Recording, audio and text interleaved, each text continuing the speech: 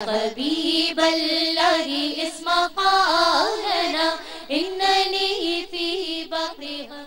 Welcome back viewers, programme आप देख रहे हैं ख़वातीन टाइम उज़्मा ज़ैदी के साथ।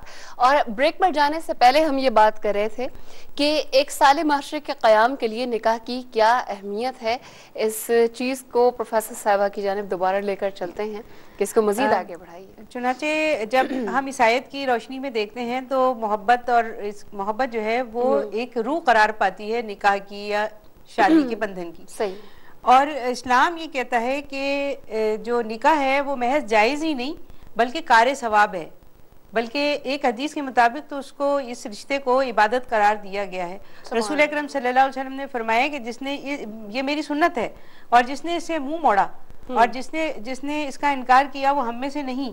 तो गोया निकाह का मकसद जो है वो एक ऐसा माशरा के जहाँ आने वाली नस्ल तैयार हो, यानी हमारा विजन जो है बहुत वाइड होना चाहिए, हमें बहुत दूर तक देखना चाहिए। हम निकाह को महज एक खुशी की तकरीब के तौर पे देखते हैं, ठीक है ना, एक बनने सजना और जैसे आपने अभी जिक्र किया कि सेलिब्रेशन किस तरह से हो, लेकिन निकाह का मकसद तो बहुत वसी है और बहुत ही ज्यादा आला है और बहुत बाबरकत है। और आइंदा आने वाली नस्ल किस तरह तैयार हो, नीज ये कि वो नस्ल कैसे इस यानी जो चल रहा है सिलसिला इसको कैसे संभाले, बहुत अच्छी सारे बात, कामों बहुत को किस अच्छी तरह बात। आगे बढ़ाए।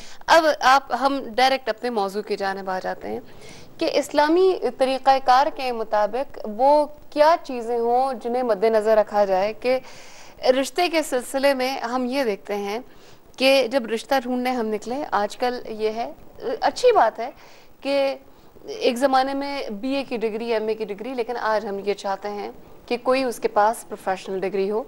और ये अब लड़के में ही नहीं है, लड़की में भी देखा जाता है, लड़कियां भी ढूंढी जाती हैं, डॉक्टर के लिए डॉक्टर और इंजीनियर के लिए इंजीनियर। इस बात को मैं सवाल कंटिन्यू करूंगी, कॉल शामिल करते हैं। अस्सलाम वालेकुम। वालेकुम सलाम तुल्लाह बरकातहू। कौन बात कर रही है मेरी बहन? मैं दुबई से बात कर रही हूँ, रहीमा बहन। जी मेरी बहन रहीमा, कैसी हो? ठीक हो? अल्हम्दुलिल्लाह, माशाल्लाह, बहुत खुशी हो गया, कॉल मिल गया अल्हम्दुलिल्लाह। हमें भी खुशी हो रही है। क्या सवाल कीजिएगा?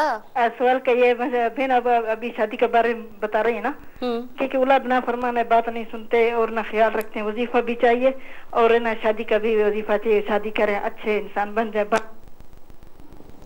हम दोनों बीमार हैं शोहर में दोनों, इसके लिए थोड़ा वज़ाइफ भी चाहिए।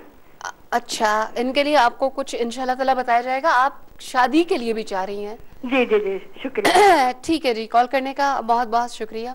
हम जो मद्देनज़र रख रहे हैं, जो क्राइटेरिया आजकल चल रहा है लड़कों के लिए और लड़कियों के लिए, और फिर बाद में आके माँ बाप कहते हैं कि जी देखो, देखने में ऐसा लगता था या ऐसी लगती थी, इतनी पढ़ी लिखी, इतनी काबिल।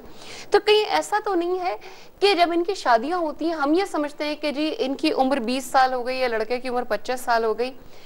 आपने जो शादी के हुकूक और फ़राइज़ जो हैं वो दीन इस्लाम की रोशनी में आपने आगाह नहीं किया और वो वहाँ से मुकाबलेबाजी शुरू हो गई, मामला ख़राब हो गया।